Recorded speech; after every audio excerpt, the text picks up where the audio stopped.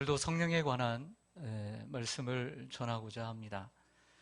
오늘은 다른 주일과 달리 성경 본문을 여러 곳에서 찾아서 올렸습니다. 그 본문은 요한복음 14장, 15장, 16장인데요. 이 세 장은 예수님께서 이 땅에서 제자들과 마지막 시간인 최후의 만찬 자리에서 하신 마지막 설교입니다. 다른 복음서가 아닌 요한복음을 기준으로 해서 예수님께서의 그 마지막 날을, 그 과정을 정리를 좀 해보았습니다. 내일이면 예수님께서 십자가에 못 박혀 돌아가시게 되는 것을 아신 예수님께서 3년 동안 함께 했던 제자들과 마지막 식사에 자리를 함께 하시죠. 우리가 삶에는 참 형식이라는 걸 무시할 수가 없습니다. 마지막에 제자들과의 마지막 식사가 없었다면 더 전하지 않았을까라는 생각을 하게 됩니다. 요한복음을 기준으로 보면 예수님은 먼저 제자들에게 마지막 6월절 최후의 만찬을 하실 방을, 다락방을 준비케 하십니다. 그리고 그곳에 가서 두 번째로는 식사를 하기 전에 제자들의 발을 요한복음 13장에서 씻기시는 모습을 보게 되죠. 그리고 저녁 만찬을 드시게 됩니다. 이 만찬을 드실 때 어떠한 일이 일어났냐면 세 가지 사건이 있습니다. 먼저는 그 식사 가운데 빵은 바로 예수님께서 제자들을 위해서 씻기는 살이요, 그리고 식후에 드시는 잔은 예수님께서 우리를 위해서 흘리신 언약의 피라고 말씀하시고 이것을 내가 올 때까지 먹고 마시며 기념하라고 하셨습니다. 두 가지 사건이 더 일어납니다. 하나는 예수님께서 가룟 유다가 자신을 팔 것이라고 예언합니다. 그리고 내가 떡을 가져다 주는 자가, 이 떡을 받는 자가 나를 팔 것이라고 하시자 가룟 유다가 그 떡을 받고 마음에 찔려 그 방을 나가고 맙니다. 다음으로는 베드로를 지칭하시면서 베드로가 오늘 밤 다 굴기 전에 나를 3번 부인할 것이라고 말씀을 하십니다. 하지만 베드로는 그 방을 나가지 않습니다. 그런 걸 보면 오늘의 설교는 정말 주님이 사랑하시고 그리고 자신의 남은 생애를 정말 주님을 위해서 아낌없이 보내게 될, 그리고 여러분들이 다 알고 있듯이 그 11명의 제자들은 모두 다 순교했습니다. 자신을 위해서 순교할 그 11명의 사랑하는 제자들을 두고 하신 유언적 고별 설교이기에 오늘의 이 설교는 더욱더 의미 있고 그리고 가치 있는 특별한 말씀이라고 생각을 합니다. 지난 3년의 세월을 잠시 돌아보면 예수님께서 제자들을 부르시고 함께 동고동락하셨습니다. 예수님은 그들의 의식주를 다 책임져 주셨습니다. 먹을 것, 입을 것, 마실 것, 그리고 함께 주무시고 사셨습니다. 예수님은 제자들을 인도하시고 가르치시고 그리고 보호하셨습니다. 예수님은 제자들과 함께 가시면서 기적을 행하시고 귀신을 내쫓으시며 수많은 병자들을 고치며 사셨습니다. 어떻게 보면 지난 3년 동안 예수님과 함께함으로 제자들은 행복한 시간을 보냈다고 할 수 있습니다. 비록 예수님을 대적하는 바리새인들과 서기관과 사두개인들이 있긴 했지만 이렇게 능력 행하고 말씀 증거하시고 정말 최고의 예수님과 함께 최고의 3년을 보냈던 제자들이라고 생각합니다. 그런데 그런 예수님이 얼마 전부터 이러한 제자들을 떠나실 것을 두세 번 말씀하시더니 이제는 마지막으로 자신이 십자가에서 죽으실 것을 예고하십니다. 그래서 예수님과 함께 행복하게 살았던 그 삶을 뒤로하고 예수님 없이 누가 우리를 인도하고 누가 우리를 보호하고 누가 우리를 지켜주며 먹여주고 할 것인가, 이들은 두려움과 공포에 쌓이게 되었습니다. 이러한 그들의 마음을 아신 주님께서 요한복음 14장 1절에 첫 마디를 이렇게 시작하시죠. 너희는 마음에 근심하지 말라. 하나님을 믿으니 또 나를 믿으라. 이렇게 시작했던 것입니다. 이런 상황에서 예수님은 너무나 시원한 위로와 격려의 말씀을 주십니다. 그것이 오늘 요한복음 14장, 15장, 16장의 말씀입니다. 자, 이 말씀을 한 문단으로 그 요약을 하면 이런 것입니다. 나는 너희를 떠나가지만 하나님께서는 너희를 위해 나와 같은 똑같은 한 분을 보내주실 것이다. 내가 너희를 인도하고 가르치고 보호했듯이 그분이 너희를 인도하고 보호하고 가르쳐 줄 것이다. 이런 내용입니다. 예수님은 이 세 장의 설교 가운데서 바로 하나님이 보내실 그 분을 가리켜 지칭해서 보혜사라고 이름해 주고 있습니다.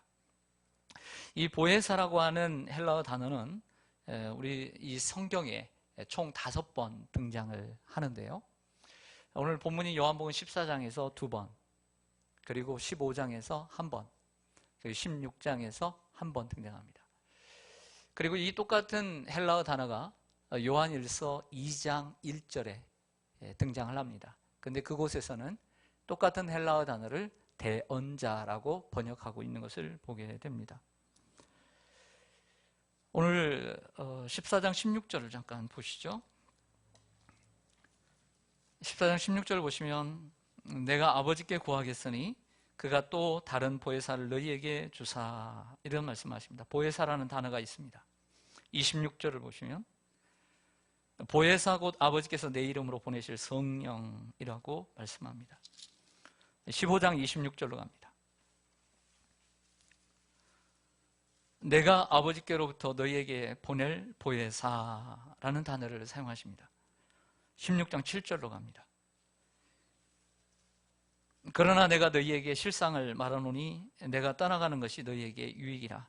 내가 떠나가지 아니하면 보혜사가 너희에게로 오시지 아니할 것이요. 이렇게 각 장마다 보혜사라는 단어가 들어있음을 발견할 수가 있습니다.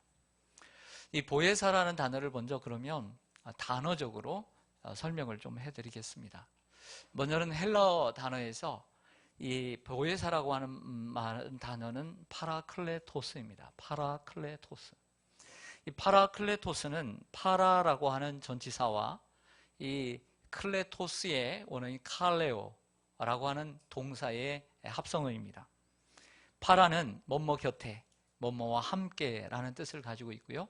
이 클레토스의 어원을 가지고 있는 칼레오는 부르다라고 하는 것입니다.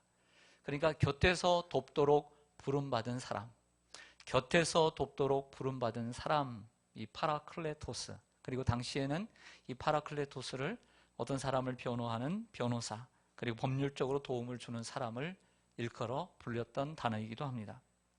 그러니까 한자로 보면 이 한자를 이 성령을 한자로 가져오면서 보혜사라고 번역을 했습니다. 이거 음역한 것인데요. 보는 지킬보, 그리고 보호할 보, 지키다는 것입니다. 지킬 보자를 쓰고요. 해자는 은혜 해자를 씁니다. 은혜 해자. 그리고 사자는 스승 사자를 써서 우리를 지켜주시고 우리에게 은혜해 주시고 우리에게 스승이 되시는 분, 이렇게 해서 보혜사라고 합니다. 영어 성경은 번역본들이 정말 수십 개 있는 것처럼 영어 성경에서는 이 보혜사라고 하는 단어를 다양하게 번역하고 있는 것을 보게 됩니다. 뉴 킹 제임스 버전을 보면 이 보혜사라는 단어를 컴포터, 위로자라고 번역을 하고요. NIV 성경은 카운셀러, 상담자라고 번역하는 것을 보게 됩니다. NASB라고 하는 성경은 헬퍼, 돕는 자, 조력자라고 번역이 되어 있고요. NRSV라고 하는 성경은 advocate 이렇게 되어 있습니다. 대언자, 변호사, 이렇게 번역되어 있는 것을 보게 됩니다. 이를 통해서 알 수 있는 것은 그냥 아무렇게나 번역을 한 것이 아니라 성령의 역할, 그 성령의 역할을 가지고 각기 번역한 것을 보게 됩니다. 그만큼 성령의 역할이 다양함을 보여주고 있는 것이죠. 저는 오늘 설교의 목적을 이렇게 잡았습니다. 성령에 대해서는, 지금 성령의 시대를 살고 있는 우리들이 성령에 대한 말씀은 예수님께서 하신 이 설교 외에도 각종 은사라든지 각종 역할이 많이 기록되어 있습니다. 저는 그런 걸 배제하고 오늘 예수님께서 마지막 시간 자기를 대신할 하나님이 보내실 그 보혜사 성령에 대해서 설명한 것, 예수님이 직접 그 설명한 성령을 가지고 그 보혜사 성령이 어떤 분인가를 저와 여러분이 함께 나누기를 원하고요. 그리고 예수님께서 그 제자들에게 주시고자 했던 그 성령의 유익을 여러분들이 얻게 되기를 바라는 마음으로 오늘 설교를 준비했습니다.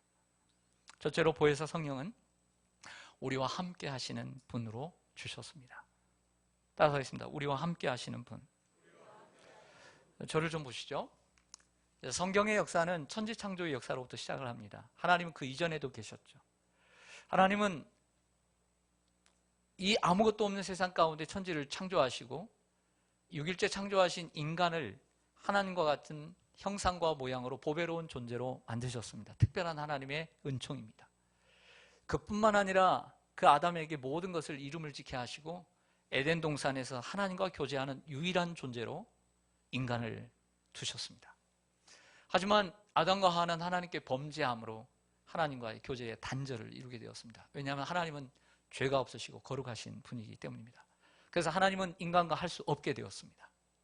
그러나 하나님은 사랑이 많으셔서 우리 인간과 끝까지 함께 하기를 원하셨고 점으로 우리와 함께 하시기를 원하셨습니다. 바로 그 점은 속죄의 제물이었습니다. 제사의 제물로 통해서 하나님 앞에 가까이 나오고 하나님과 함께 하게 할 수 있는 점으로서의 은총을 주셨습니다. 그런데 그렇게 순간적인 일시적인 것으로는 하나님과 영원히 할 수 없기 때문에 하나님이 함께 하시고자 하는 수많은 것들을 구약을 통해서 말씀하시다가 최종적으로 완전한 하나님과 함께 하시는 분을 우리 가운데 보내주셨습니다. 그분이 바로 예수 그리스도입니다. 그래서 천사가 요셉과 마리아에게 예언을 할 때에 뭐라고 말을 했냐면 그의 이름을 가리켜 임마누엘이라 하리라고 말씀하셨던 것입니다. 하나님이 우리와 함께 하시다.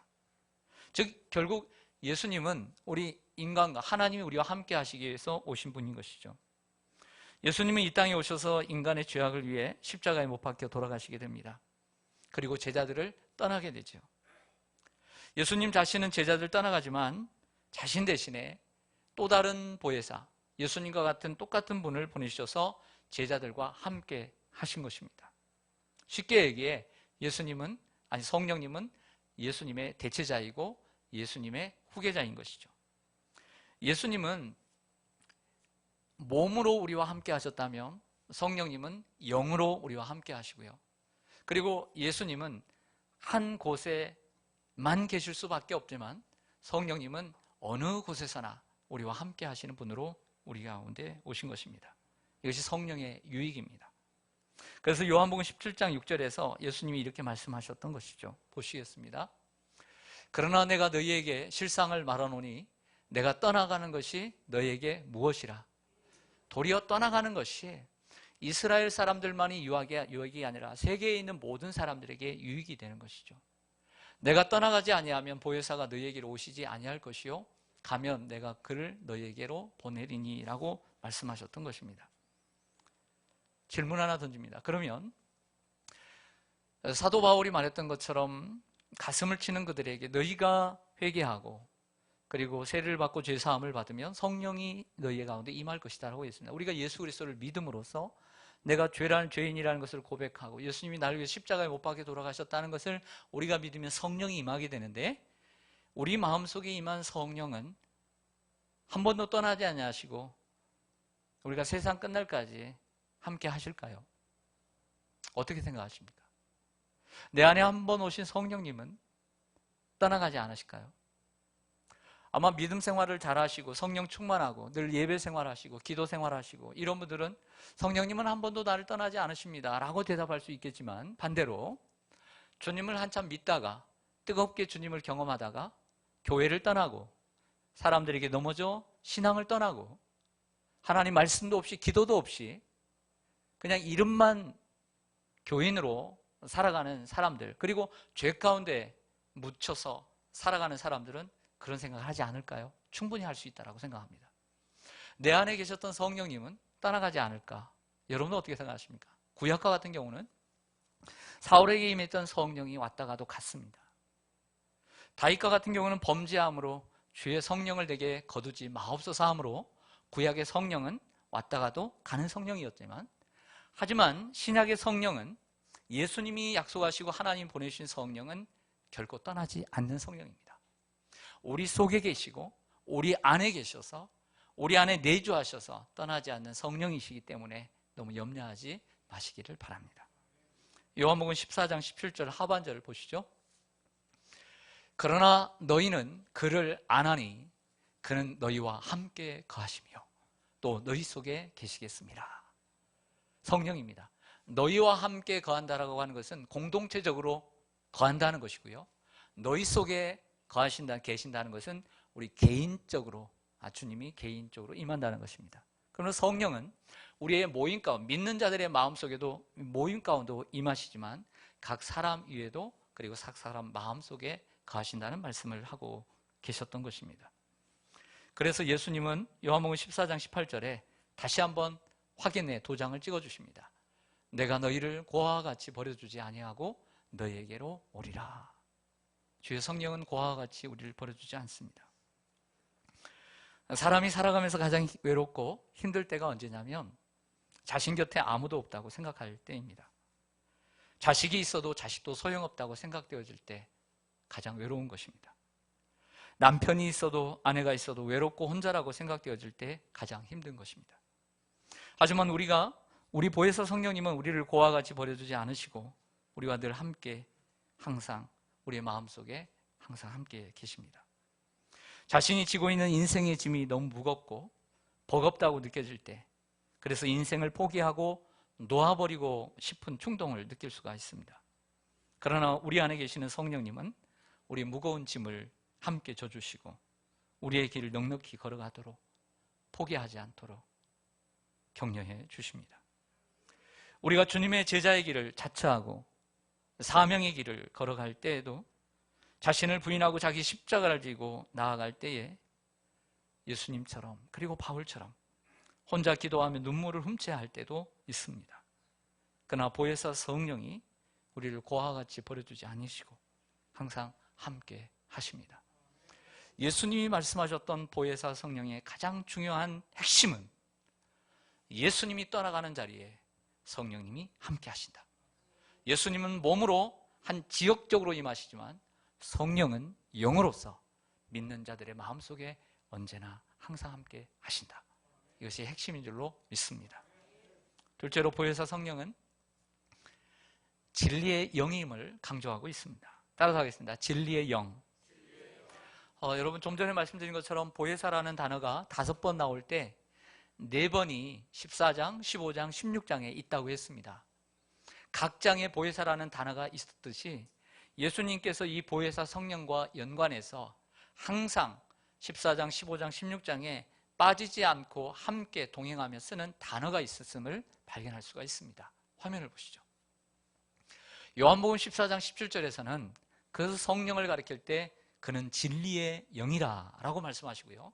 15장 26절에 보면 내가 아버지께로부터 너희에게 보내사 곧 아버지께로부터 나오시는 진리의 성령이 오실 때에 그가 나를 증언하실 것이다. 진리의 성령이라는 단어를 쓰시고요. 그 16장 13절에 보면 그러나 진리의 성령이 오시면 그가 너희를 모든 진리 가운데로 인도하시니 라는 것을 발견할 수가 있습니다. 결과적으로 예수님이 제자들에게 친히 말씀하실 때 성령의 주안점은 진리에 있는 것입니다. 오소서 진리의 성령님, 이 말이 그냥 나온 것이 아니라 예수님의 말씀에서 나온 것입니다. 이 세 곳의 말씀을 종합해 보면 진리의 영이신 보혜사 성령이 우리를 위해서 하시는 일을 알 수 있습니다. 그럼 진리의 성령이 하시는 일은 무엇이냐? 오늘 말씀을 자세히 살펴보면 아주 정확하게 선명하게 드러납니다. 진리의 성령의 역할은 예수님을 증언하는 것입니다. 예수님을 드러내는 것입니다. 예수님을 높이는 것입니다. 자, 이러한 패턴은 하나님께서 우리 인간과 함께 하시고 우리 인간에게 구원을 베푸시려고 예수님을 보내셨습니다. 예수님은 공생의 3년 동안, 그리고 33년의 생애 동안 그 사역을 통해서 보내신 하나님을 나타냈어요. 다시요. 하나님께서 예수님을 보내셨는데 예수님은 이 땅에서 사역을 통해서, 자신의 사역을 통해서 하나님을 드러내는 사역을 했어요.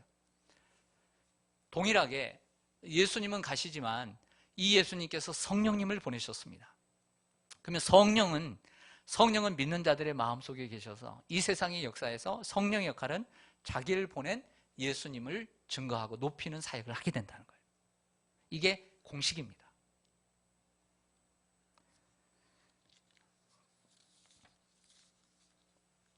그래서 예수님을 나타내지 않고 예수님을 드러내지 않는 성도, 하나님의 사람이라고 불리는 사람들은 예수님을 높이지 않으면 그건 성령이 아니라 악령인 것입니다. 사역의 열매를 보고 성령의 사역인지 악령의 사역인지 이단인지 정통인지 구별할 수 있게 되는 것이죠. 성령은 예수님을 증언함으로 예수님을 알게 하고 어떤 사람이든 하나님이 계획하신 작정하신 그 사람을 하나님께 이끄는 사역을 성령이 하시는 거예요. 근데 성령은 그 성령이 들어간 사람들을 통하여 마음을 감동하시고 오늘 이 시간에도 여러분들의 마음속에 이 주일에 여러분들의 마음속에 구원하고 싶은 사랑하는 사람을 마음속에 성령이 감동하셔서 그 사람을 인도할 수 있도록 성령이 일하시고 그래서 그 사람을 하나님께로 이끌어 가시고 예수님을 알게 하고 예수님을 드높이게 하는 거예요. 이게 성령의 사역인 것입니다.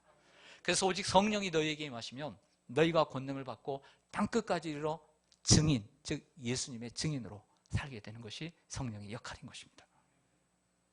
우리는 그 역할을 잘 감당하고 있는지를 돌아봐야 합니다. 요한복음 14장 26절을 함께 보시죠. 보혜사, 곧 아버지께서 내 이름으로 보내실 성령. 그러니까 보혜사는 하나님이 보내시기도 하지만 예수님의 이름으로 보내시기 때문에 예수님은 하나님이 보내시지만 성령은 하나님과 예수님이 함께 보내시는 분인 것이죠. 그가 너희에게 모든 것을 가르치고 내가 너희에게 말한 모든 것을 생각나게 하는 이러한 역할을 해주신다고 말씀하고 있습니다. 성령은 진리이신 예수님을 가르치고 생각나게 하는 역할을 합니다.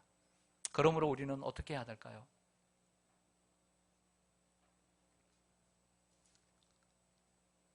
그러므로 우리는 어떻게 해야 될까요?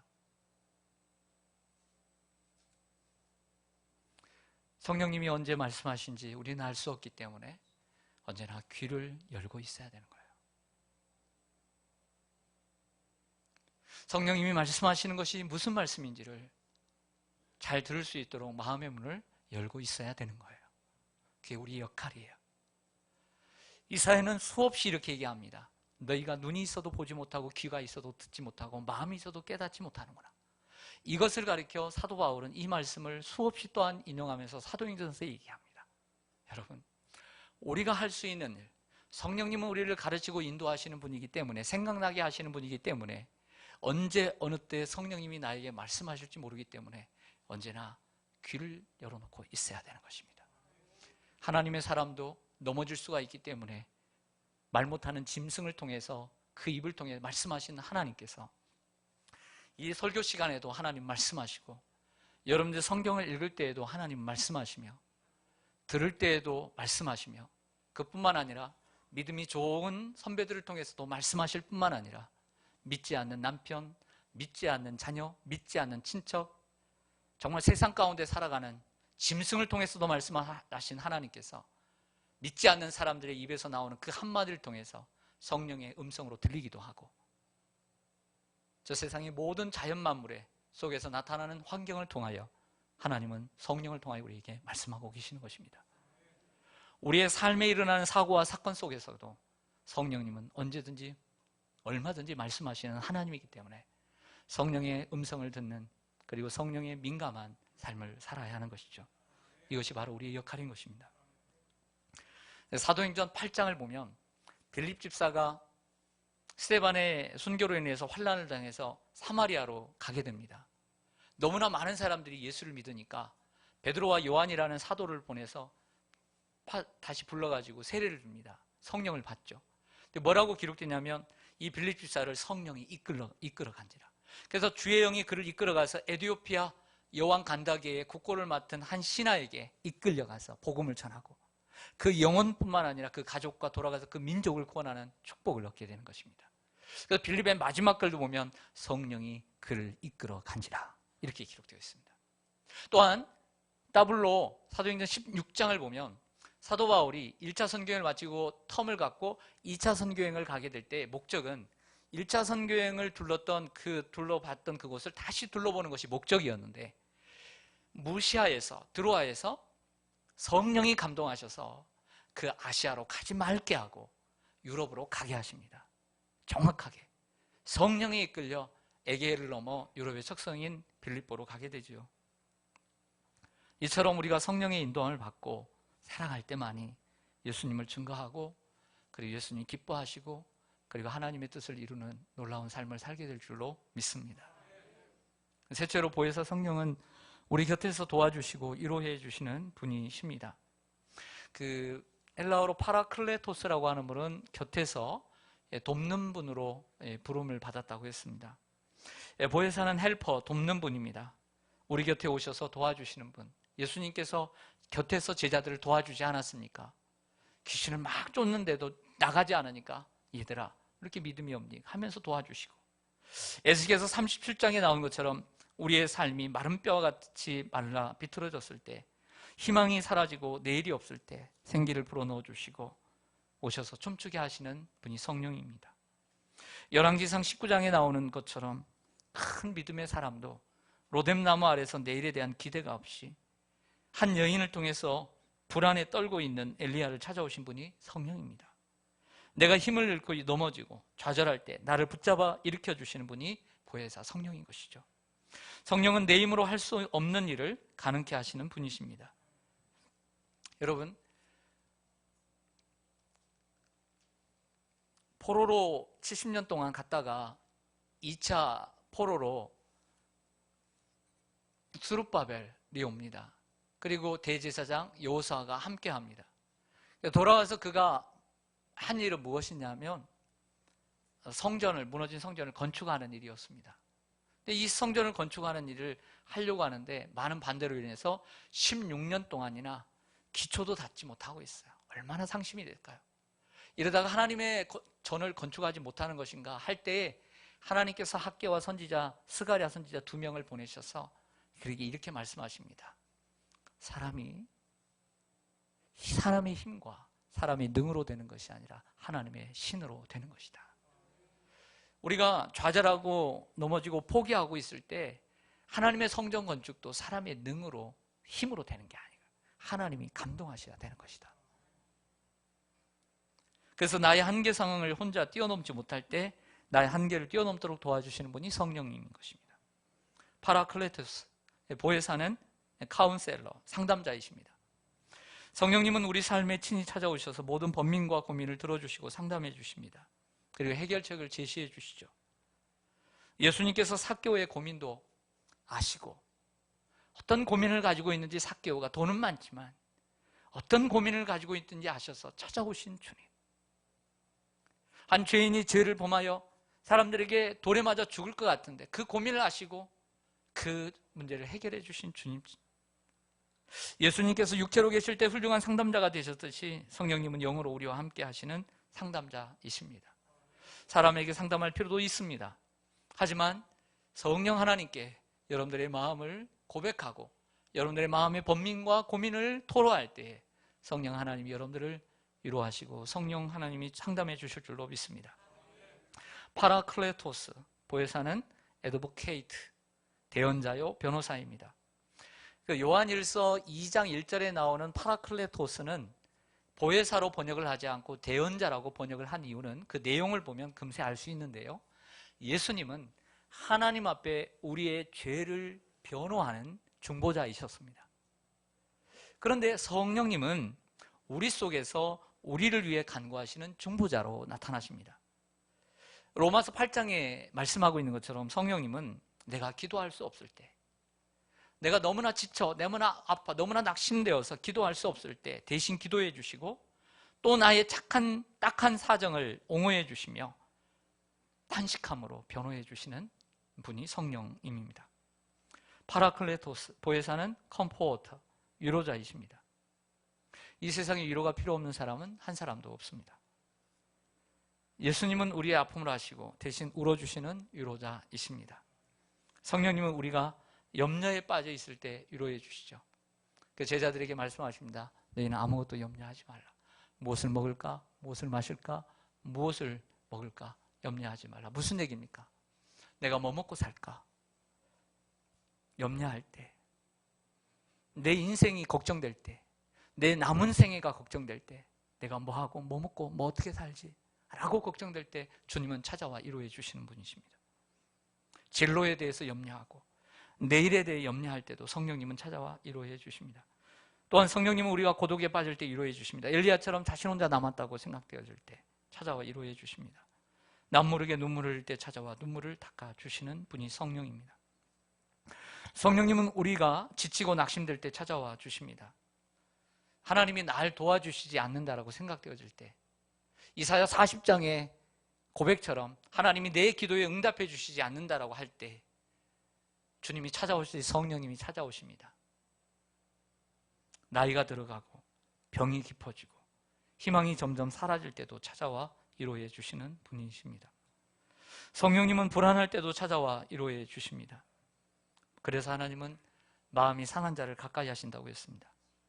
야곱처럼 본인이 잘못돼서 아버지를 속이고 형을 속이고 도망을 다니는 그 불안한 가운데 돌을 베고 잠을 잘 때 사닥다리 속에서 그 위에서 말씀하시는 주님, 내가 너를 사랑한다.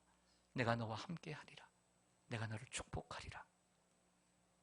도망자에게도 찾아오시는 주님이 인생의 도망자에게도 성령님이 찾아오십니다.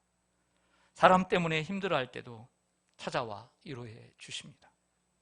성도 여러분, 예수님은 자신 대신에 이제 자신이 가지만 자신의 대치자로 그리고 후계자로 성령을 약속해 주셨고, 그리고 예수님이 이 땅에 승천하시기 전까지 부활하셔서 40일을 계시고, 그리고 승천하신 후에 열흘 후인 50일째 되는 오순절에 사도행전 2장 1절에 4절을 보면 성령이 마가의 다락방 가운데 임하여 주십니다.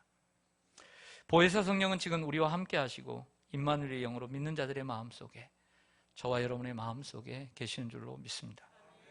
진리의 영으로 오시는 성령님은 우리를 가르쳐 주시고 깨닫게 하시고 옳은 길로 인도해 주시는 분이십니다. 그래서 중요한 것은 귀를 열 뿐만 아니라 때때로 마음이 상하고 힘들 때 내 생각을 내려놓는 훈련이 필요한 거예요. 그럴 때 성령의 인도하심을 전폭적으로 받게 되고 그 속에서 하나님의 놀라운 역사가 일어나게 되는 것입니다. 파라클레토스, 그 보혜사 성령은 우리 곁에서 도와주시고 상담하시고 그리고 변호하시고 위로해 주시는 분이십니다. 이러한 보혜사 성령, 주님이 약속하신 이 보혜사 성령님이 주시는 그 유익, 그 은혜와 그리고 유익을 우리 성도님들이 정말 매일매일 누리면서 사시기를 간절히 소망합니다. 아멘. 기도하겠습니다.